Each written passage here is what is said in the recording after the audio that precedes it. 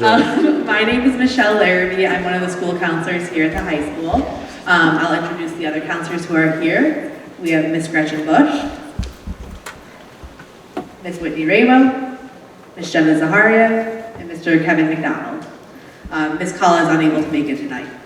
So tonight, as we said, is really geared towards senior parents because this is very specific to our internal processes to make sure students are applying to college correctly and we're giving colleges everything they need on time. This presentation will be posted online on the website. It is being recorded, so if you miss anything, there'll be resources online and you can always reach out to one of us. We're also, this is going to be talked about a lot, but we are going into classes next week to give students a similar presentation. So more to come. All right, to start off, senior year, it's very exciting, but it can also be very nerve-wracking for students and families. So just to take a quick little poll, who is feeling like, I totally got this, I know exactly what's going on? Raise of hands. All right, who's like, you know, I've done this before, I kind of know what's going on, but I need a refresher, feel a little anxious. All right, some. And then who knows nothing? All right, so you're in the right place. We always tell students this is a lot of information. We will stick around after for questions. And like I said, it's going to be online, so you can go back and rewatch it. So hopefully by the end of this presentation, you'll have a good understanding of the process and you'll be able to make a plan with your student. All right, so one of the big things is Naviance. You may hear students talk about this.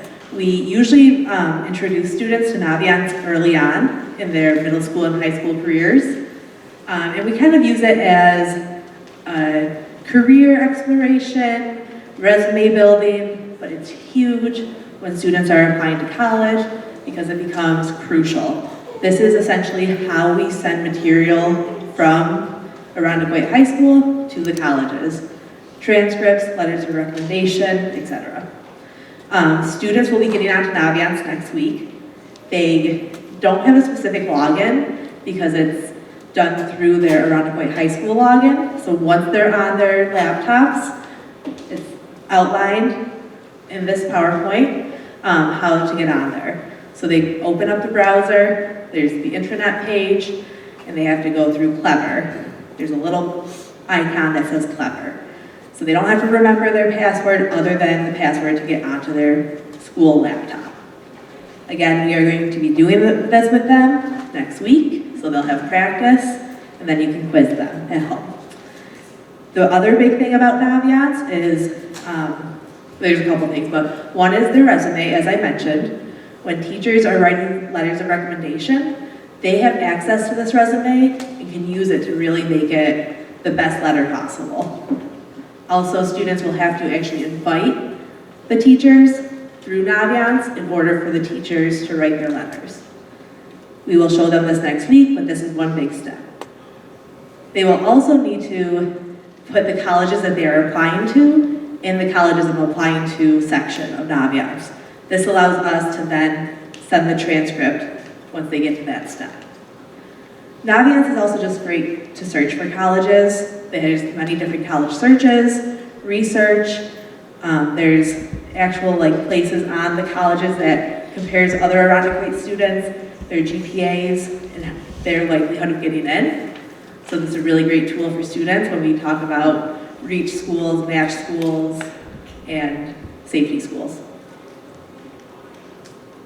Don't think I missed anything on that one, but again, students are going in next week. So right now, September of senior year, what should students be doing? The big thing is narrowing down those college choices.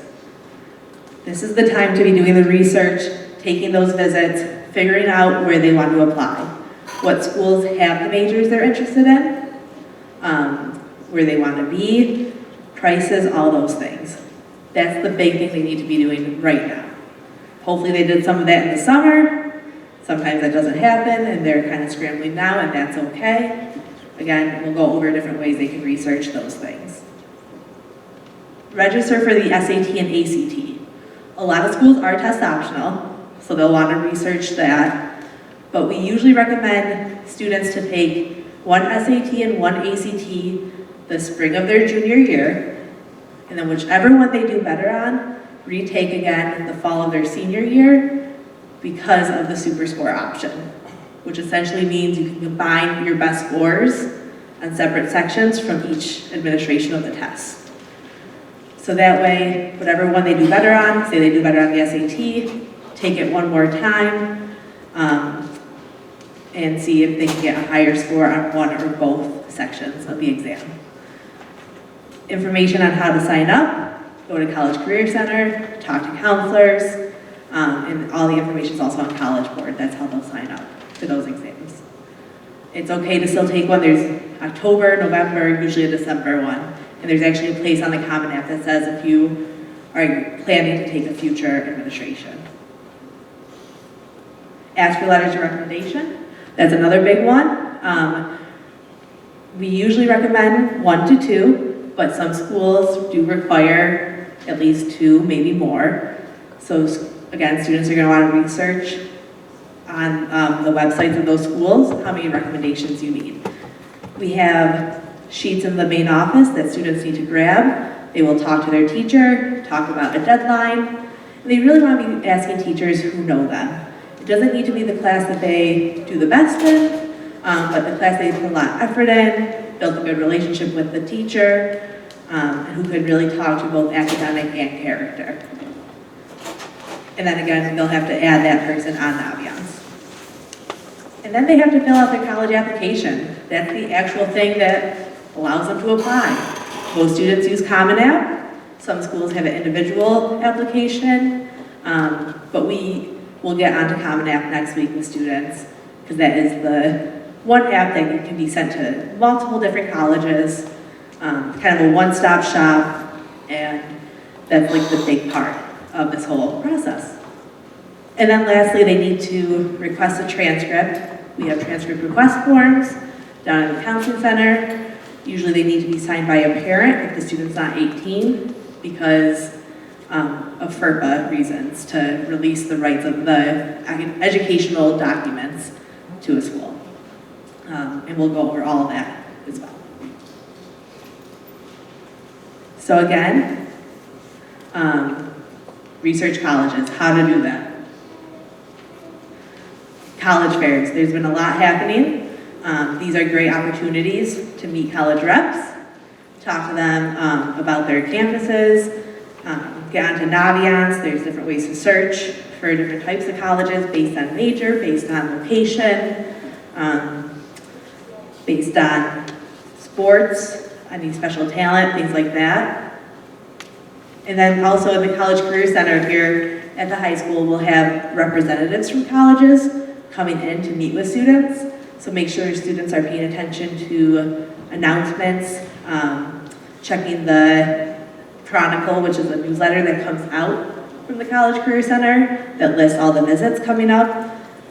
What's important to know is that colleges do keep track of all these interactions, and it can really help students when they're in between different schools, or the colleges is in between, you know, do I admit them, do I not? Oh, they reached out a ton to me, they're really interested in our school. It might help them in that admissions process.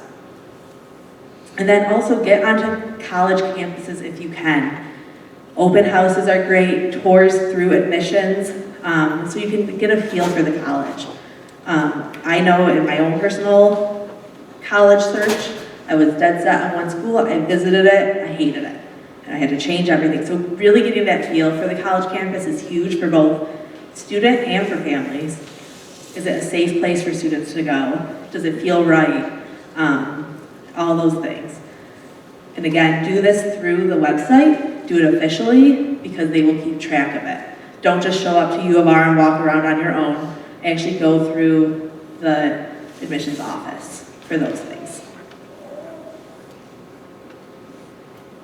And then a big question we get from students and families is, how many colleges should I apply to? We have to remember that applications do cost money, unless you get fee waivers, but they do cost anywhere $50 to $80 per application. So applying to 20 schools might be a little pricey. So we usually say about 4 to 6, 4 to 8, around that range. There's different types of schools we tell students to apply to. So we have the reach schools, which might be a little above where they are academically, kind of where the criteria of that school is.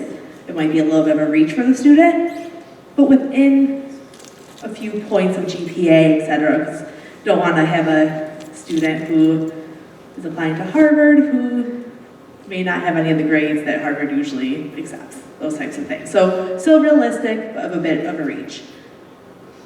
Then you have the match colleges, and that's going to be right in that range of where the student's GPA, test scores are, et cetera. Again, you can research this on Naviance. They'll have graphs of where students typically lie with their GPA, median ranges, et cetera. And then safety schools, a school that you know you're going to get into. All right, I'm going to hand it over to Ms. Zaharia.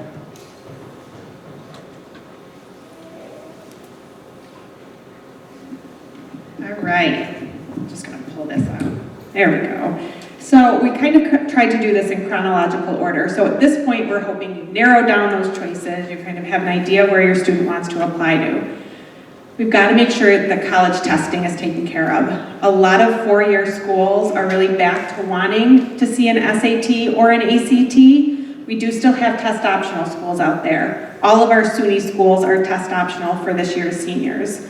Test optional really means that you can take a test and submit it. We'll use your score if it helps you. If it doesn't, we won't look at you. Or if you didn't take one of these tests or you're not happy with your score, you don't have to send it. So it's really a personal choice for students, but we're happy to help them decide whether or not to send a score if they've taken these tests. You really want to pay attention to the schools because every school is different. Again, a lot of the four-year schools are back to wanting to see an SAT or an ACT, but we do still have some of those test optional schools out there. These are the upcoming dates for the SAT and ACT for this fall. So we want to make sure that students get registered if they need to take one of these tests because those deadlines that come up are firm. It's not a situation where they can come in late and say, oh, I missed it, can you help me? We can't. These are national deadlines set by College Board and ACT. And the deadlines are usually like a couple of weeks, a month in advance of the test. If any student and families on free or reduced lunch, make sure you see your counselor before you register because we can give a fee waiver to the student so that the test is free, and there's usually some additional benefits that come with that, including some study materials. And for those students, we talked to juniors about taking an SAT or an ACT. So last year we talked to your students about doing that in the spring. Our hope is that they took one of those tests, maybe both. Ms. Larrabee did mention super scoring, but I want to give you an example of how this works. So if your student took the SAT last spring, maybe they got 800 in math, 500 in reading or writing, so their score was a 1300, okay? But we want to have them retry it one more time this fall. They got a 650 in math, a 650 in reading and writing, they're still at that 1300. But what super scoring does is it takes the best math and the best reading, combines them, and all of a sudden this student's at a 1450. So it really can benefit a student. We usually say 2 times, really no more than 3 times for a student to retake these tests. Scores don't go up much after the second time. But now, once they've sat through a test administration, they have a sense of what to expect. If they study and prepare, scores typically do go up on that second administration. So if your student took a test last spring, you might want to encourage them to try one of these tests. Or if they didn't test last spring, make sure you go home and prioritize getting them registered, just to keep their options open. We never want a situation to happen where a student decides, oh my gosh, this is my dream school, and they need an SAT or an ACT, and your student doesn't have that. So there's no harm in taking these tests, in case your student needs them. So we get registered for our college testing, kind of get that taken care of. We need to make sure we're asking for letters of recommendation. So some students are not going to need any. A lot of students applying to 4-year schools need somewhere between 1 and 3. And again, you want to pay attention to the colleges because colleges will outline very specifically what they want from a student, okay? okay? They're not trying to trick anyone or not have you submit the right materials. And when they say 1 letter required from a teacher, if you send 3, because you're like, I'm gonna look awesome, I went above and beyond, they aren't gonna read those 3. They're gonna look at the first letter and they're gonna discard the other 2. Okay, so you really wanna pay attention to what the colleges want. We tell students that a teacher letter is essential when colleges are asking for letters of recommendation. They want to hear from Irondequoit High School teachers who can talk about the student's academics, what they saw in the classroom, and also the type of person that student was. Was it your child someone who helped others? Did they go above and beyond? Did they participate? So you really want to be thoughtful about who's being asked for a letter. Just doing well in the class is great, but if there's a teacher who can speak to their character as well, that really goes a long way in a letter. And we get the opportunity to read a lot of the teacher letters, and you can tell when a teacher knows your student. It makes a big difference in the letter.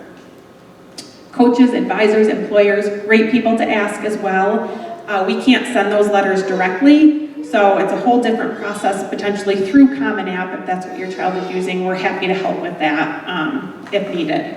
And we write a lot of letters as well. There are some schools that require a counselor letter, and sometimes students ask us because we get to know them over the 4 years, so we're happy to write those letters for students as well.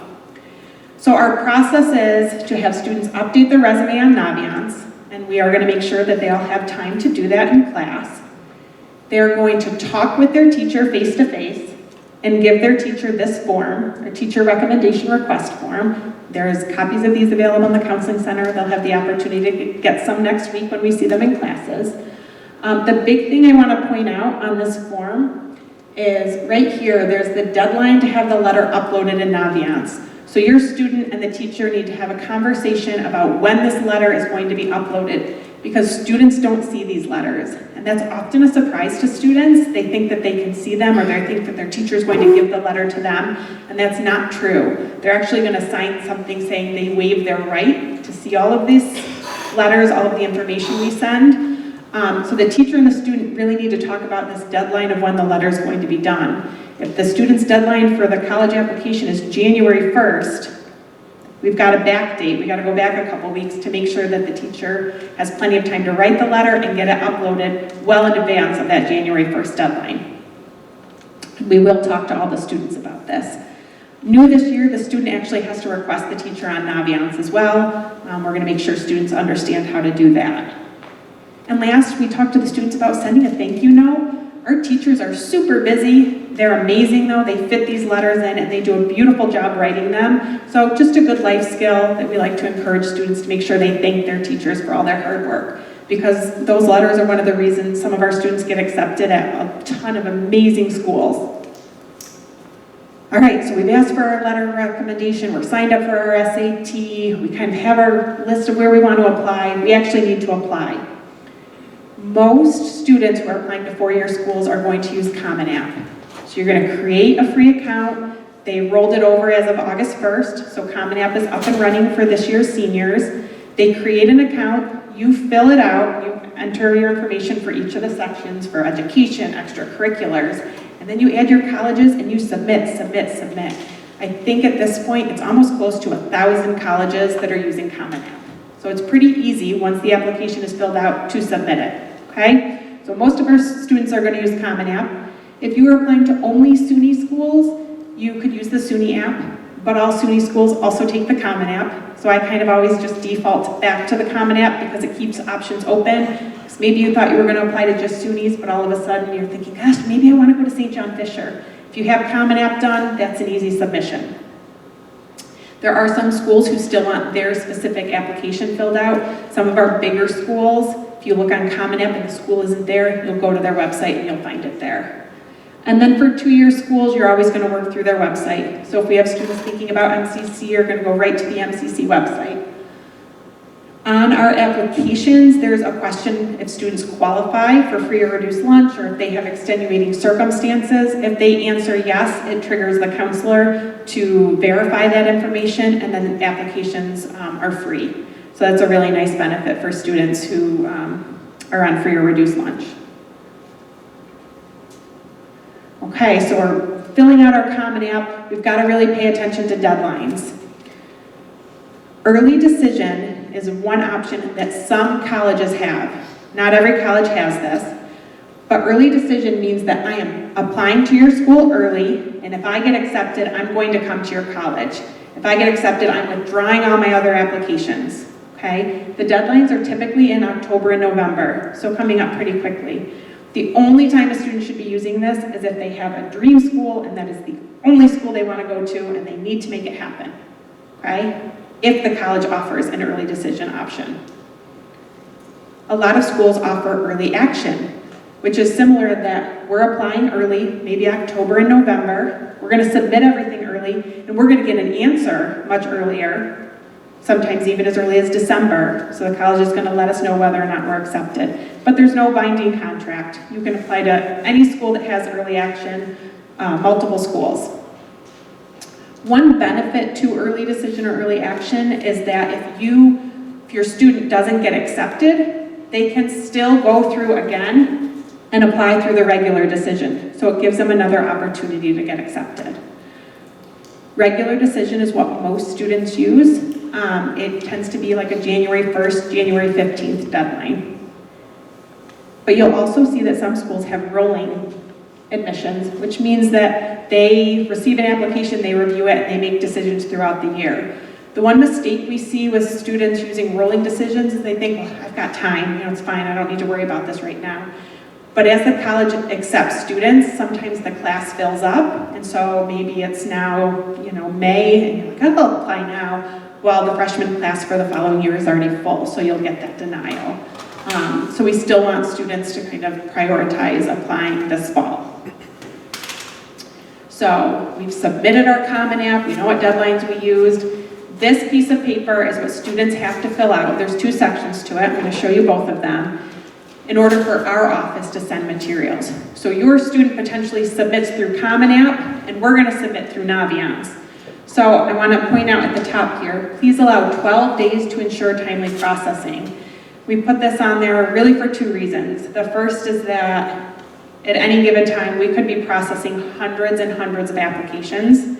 And so we want to make sure that we have time to get this done. The other thing that tends to come up quite a bit is that we're going to set a deadline of Thanksgiving-ish, but it doesn't always work for students, and a lot of times students are working into December on their applications.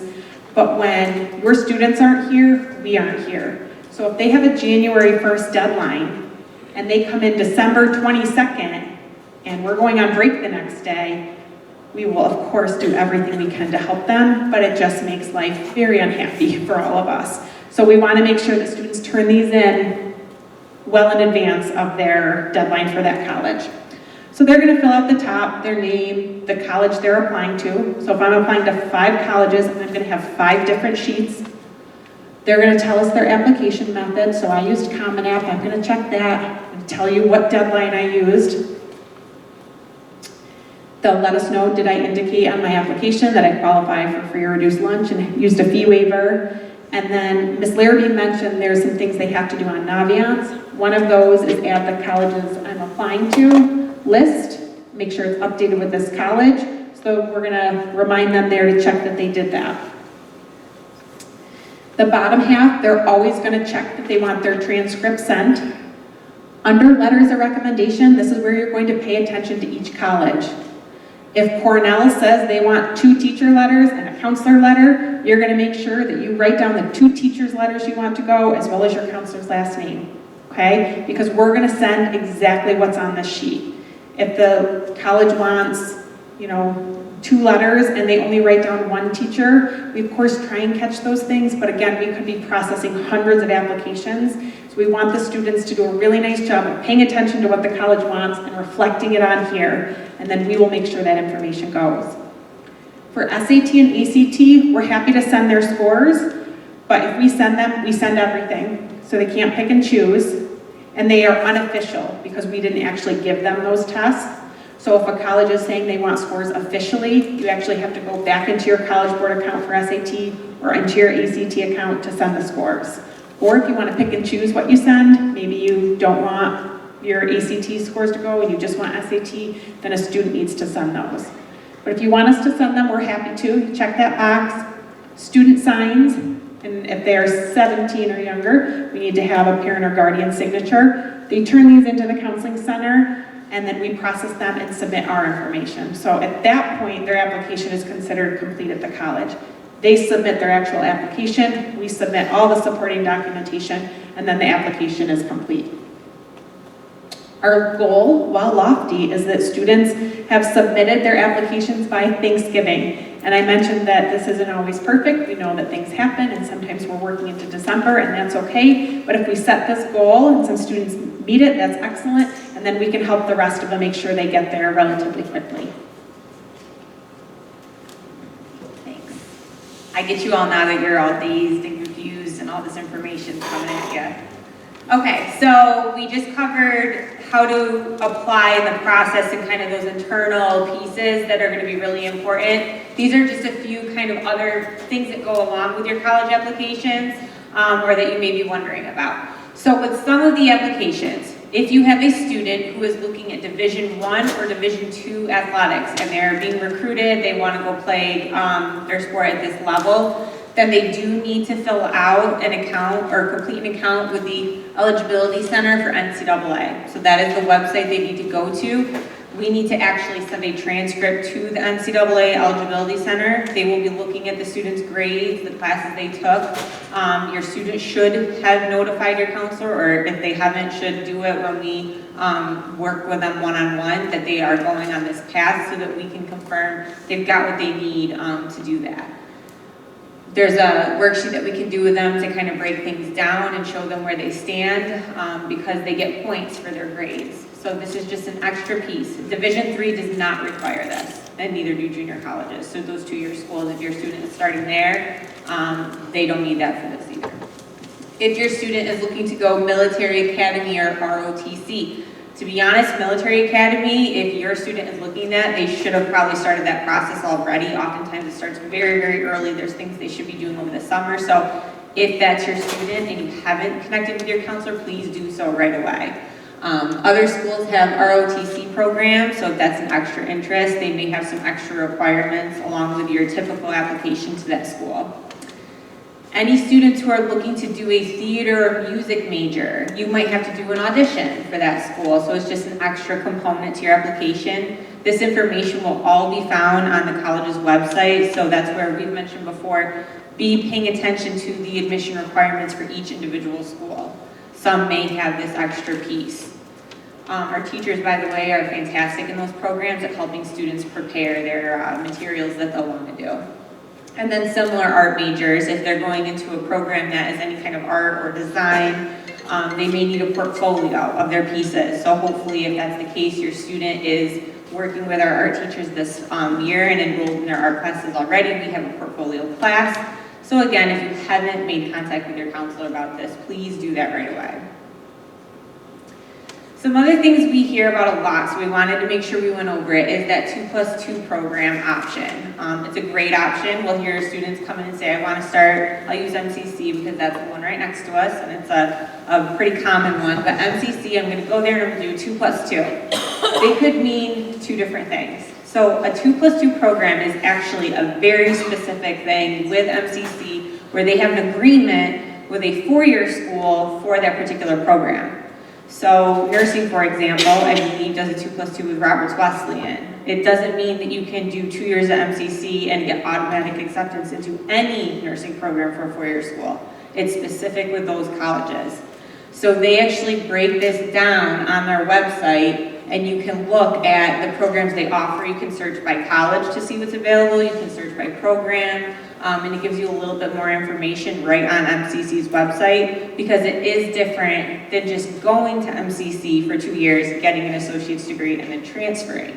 If that's the case, they are most likely wanting to be a transfer student, which is also okay. Both paths are great, but the actual 2+2 programs are more if your student has the desire to go into that specific college next. If they aren't sure what four-year school is next for them, or they're still exploring, or they have a couple they like, they can still go to MCC and enroll in one of the programs and just get the credits needed to be a really strong transfer student. MCC also has really great counselors and people there who will help with the transfer process. So they then become the experts to help your student with that next step of applying as a transfer student. All right, so you've gotten through all of this, and now it's getting closer to the spring and you're starting to hear back, okay? So we really like to talk to students about this because it can be nerve-wracking and they're waiting and waiting. And so acceptances, that's awesome, celebrate them, it's very exciting. You might get a wait list letter. We've had a couple of students get that. Some get a wait list for the fall. Some students we've had get waitlisted where if they start in another school, they'll be guaranteed acceptance for maybe the spring semester of like the following year. So schools will do some different things. But the thing with the wait list is you want to keep working hard in senior year. They may request more grades. They may then send a follow-up that you did get in. You'll probably find this out after May 1st. It's a typical decision day. So once the college knows how many of their students they send acceptance letters to, once they have that number, if they still have spots, now they start looking at their waitlist students. So it doesn't mean no yet, okay? So you can still kind of keep an eye on that school. We've encouraged students to keep reaching out to that school and just let them know your interest, especially if it's your top choice. And then your students may receive letters of denial. It happens, especially, it can happen to even our strongest students who are applying to some of those more competitive schools. It can happen to anybody. So it's okay, it's disappointing, it's okay to, you know, be disappointed about that, bummed out, and talk about it, but then let's start talking about Plan B. And if you remember one of our previous slides, that's why we encourage the reach schools, the best fit schools, those ones you think are a pretty good match and you have a really good shot, and then those kind of safety backup schools. That's why we encourage the mix, so that you always have a backup plan. Because what's really hard is when your student is sitting there and they're just crushed and they have no other plans, and then we'll work with them and talk to them, but we really like to have them planning ahead of time so that they at least have some options available. So the timeline, I mentioned spring, usually around April, schools are definitely sending things out by. You may hear sooner, some of those earlier decision deadlines, you might hear a little bit sooner. Every school's a little different, rolling admissions. Sometimes as applications come in, they process, they send out acceptances or denials, so they will come in at different times, but usually by spring. And then May 1st is a really popular decision day, and that's when you'll need to have your deposits in if you are choosing that school. So that's most of the time when schools want that first deposit that says, I'm coming to you.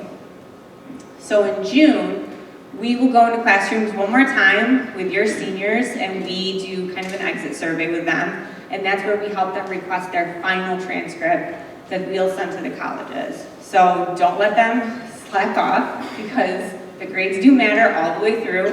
We send a final official transcript over the summer. It does take a little bit of time. It's not their last day of school. Grades have to get in, processed, transcripts have to be run, and then we get them out to the colleges that they've told us they're going to.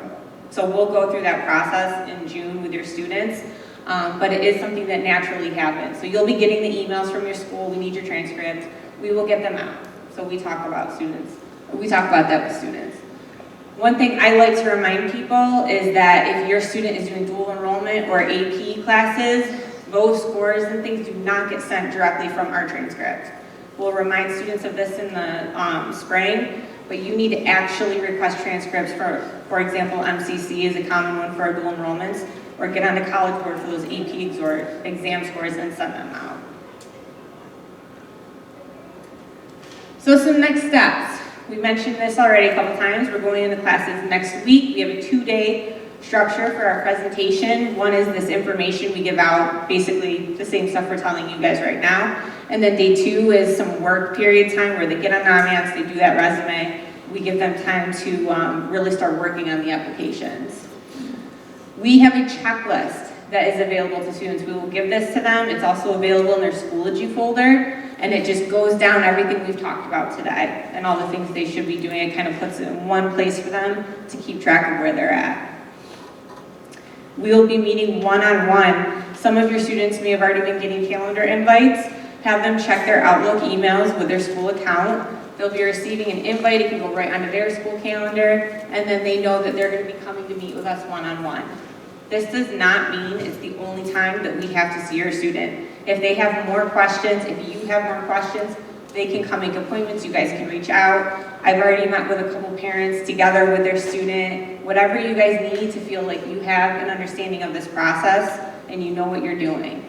We're happy to meet with you guys as much as possible. Some other upcoming events. So financial aid, we know that's a big topic, big question. This is coming October 5th, right back here at 6. We actually have an outside presenter come in because we can talk a little bit about financial aid, but we are not the experts.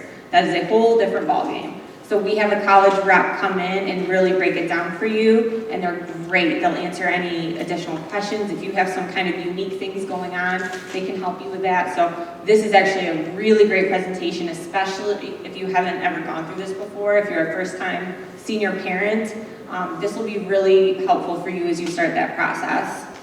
And then we have our post-high school planning workshop night, which is in person this year. So it has been virtual the past couple of years. It is a really big event that we do. So some of you, if you came in 9th grade and you were here for that, you know what it's about, but we have a lot of sessions. They really break it down for individual content areas. So there will be something for everyone, grades 9 through 12, and it's another opportunity for you to get some additional information. Some of your students may be, by November 16th, getting through their applications or wrapping them up, but maybe there's some of the specialized things, NCAA or portfolios, auditions, just some more information you're looking for. That's a great opportunity. If your student is not necessarily college bound, there's military presenters there. We do a skilled trades fair where we have local unions and employers come in that can hire students for those that don't necessarily think college is that next step for them. So a lot of opportunities that night.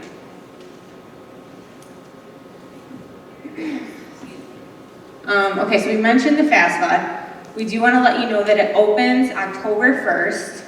Actually, wouldn't recommend getting on October 1st because the site usually is glitchy and crashes. And you don't have to get it. It's not something that has to be done the first night it opens. You have time. So October 1st is when it opens. If you are familiar, you've done it before, go ahead and get started.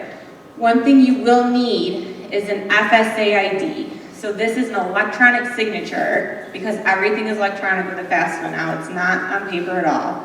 So you need to sign it electronically. This is the government's way of giving you an electronic signature. So you need one and your student will need one. It's attached to an email and your social security number. So you cannot use the same email. Your student needs to use their own email and you will use yours.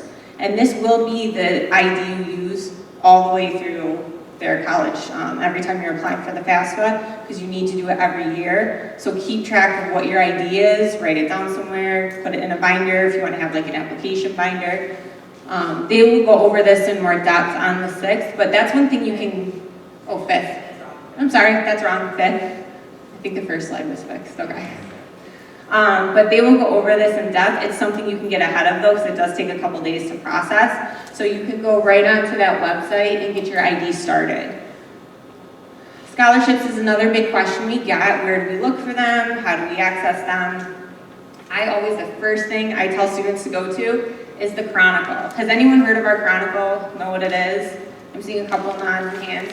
So we have a college and career center here at the high school. You can actually go visit it tonight if you want. It's a great place for information, especially senior year with scholarships. So we post all the scholarships in this Chronicle. It's the newsletter that comes out. It comes out monthly. It will get uploaded on the website. It's in the student Schoology page. I believe it's on the parent website. So this is the first place because those other websites we've mentioned that you can look, they're all in the Chronicle. So this is really kind of your go-to place to start. We will list all the local scholarships that we get through, but these websites have more national. And so that's where you really have to do your research. You and your students sit down and look through which ones apply to you and maybe the major or specific criteria they're looking for. So that's something that scholarships take more time and more work, but they're worth it because it's free money. So it definitely is something we encourage families to do.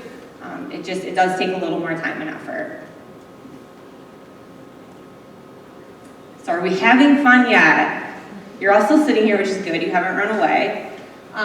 The biggest message we want you to hear is we know this is a lot. We're here for you. We will continue to answer questions and meet with you. And don't ever feel like you're bothering us, as much as you need. We want you guys to have an understanding.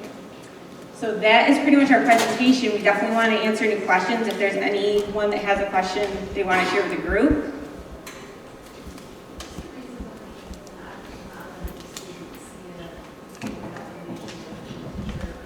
Yes, so that's a great question. So the question, if you didn't hear, was why do we have them sign off on that? And it's actually not us that are having them sign off, it's the Common App is where they'll sign off that they're waiving their rights. This is more on the college's end. So colleges really want to know from teachers what they're recommending for this student. So in order to keep that, kind of trust that they're getting honest opinions from teachers and counselors in their letters of recommendation, they don't necessarily want students and families to see them. I mean, to be honest, most students are getting lovely letters of recommendation. So that's very unique situations. And if there was ever a reason to not have that, most teachers or staff would talk to your student about it. But it is something that it's really in the college's end, that they're asking the student to waive their rights because they want to see letters that have not been seen by families. It's a great question. I mean, you guys add anything? I'm speaking for the group. I saw a hand, yeah.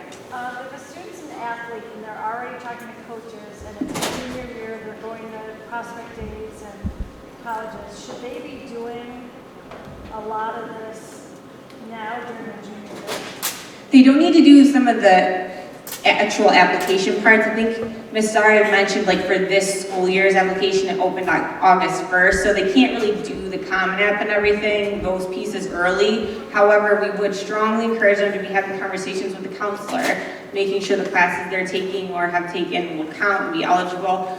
You can start the account with NCAA Eligibility Center, you can do that.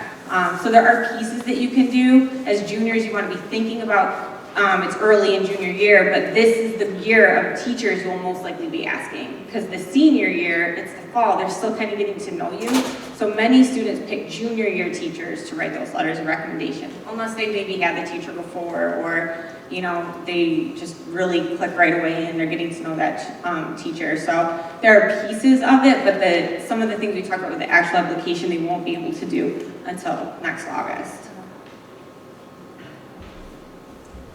My question's regarding the recommendation letters. So where does it actually state how many letters a college is looking for? Is it in Naviance or is it actually like on the college website? So, really good question. It should be on the college website, but the place we will direct students, once your student has created their Common App account, if that's what they're using for the four-year schools, they'll have a dashboard and it will list all of the schools that they add in there that they want to apply to. And then the first page you'll see of that college, when you click on it, is all of the requirements.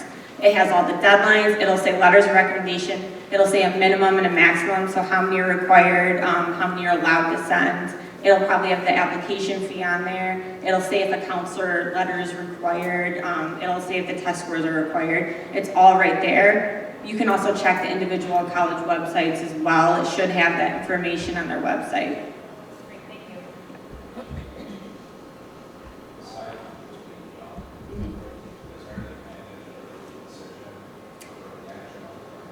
Early action really is, a lot of students want to be done and be done early. You're also showing your interest in the school. It sometimes is a smaller pool of people applying, and so you're showing, like, I'm on this, I like your school, I want to go there. The benefit of early decision that we've seen is, especially maybe sometimes if it's that reach school or dream school, but you know you want to go there because it's binding. You're telling that school, I love you, I'm coming to you.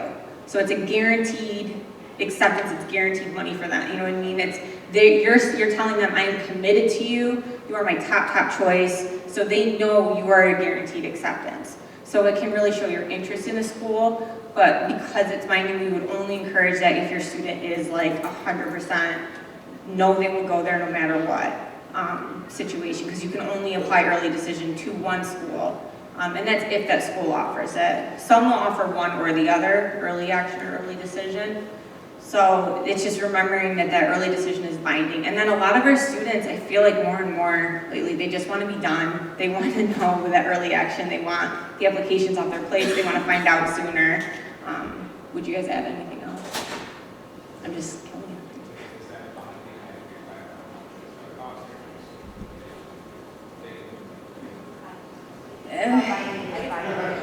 Binding is binding, however, I think when it comes to financial aid and those pieces, there may be places to get out of it. Some schools are a little more selective, like, no, you should Yeah. beforehand have to cost that type of thing, but most schools, for financial reasons, would let out of it, but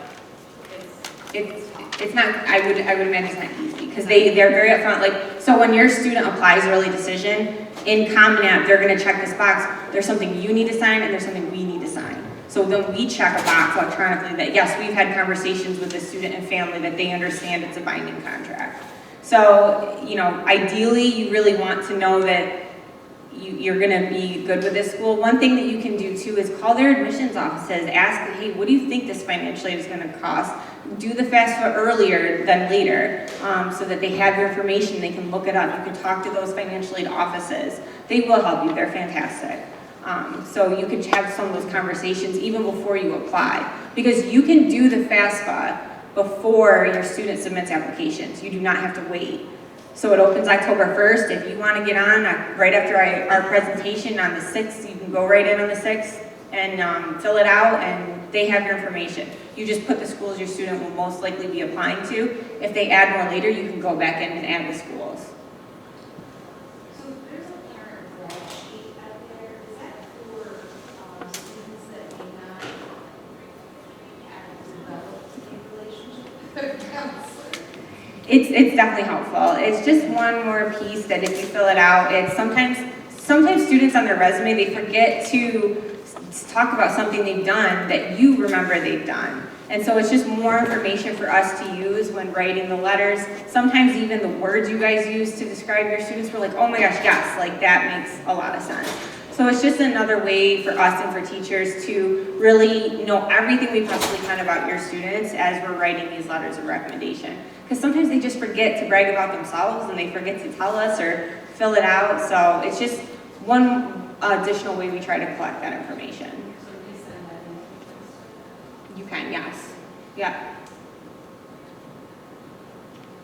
So one of the questions there, you said, you mentioned for the rolling applications, that there's a limit how late they want to go because of classes filling up. Is there any implication on that for students that might be going for financial aid or merit pay scholarships where deciding earlier to apply is beneficial? Yes. Sometimes they give out the money. So you definitely, we strongly encourage students to be that Thanksgiving deadline that we set. It's a really ideal goal because then you have all of your stuff in, you're in that pool of first applicants. So for the rolling admissions, if they're giving out acceptance letters, if they're giving out money, you definitely want to be in sooner rather than later. It doesn't mean you can't apply. We have students apply in January, sometimes February. Maybe they just add another school that they didn't think of that they found, or they got an acceptance letter back and it wasn't, you know, an actual acceptance, it was denial, so they need to have some more schools. So there's all sorts of reasons why you apply after the Thanksgiving deadline. That's our own internal one. But we do really recommend it for that reason, because every school is a little bit different with how they award their money and their financial aid. So it is just beneficial to get it done sooner. These are great questions. Anyone else? We will be down in the counseling center if you think of anything. We want to make sure you have time to go check in with your students, teachers. They will be here, so you guys have time to do that. And like I said, we'll be down in the counseling center. Oh, one more thing, I'm sorry. This is the most important thing. We would love to know how we did tonight and how this information, if it was helpful to you or not. So if you can just click QR code, get your cameras out. We're with it with the technology here. So yeah, please fill out our quick survey and then you are free to go. Thank you so much for coming tonight. We really appreciate it.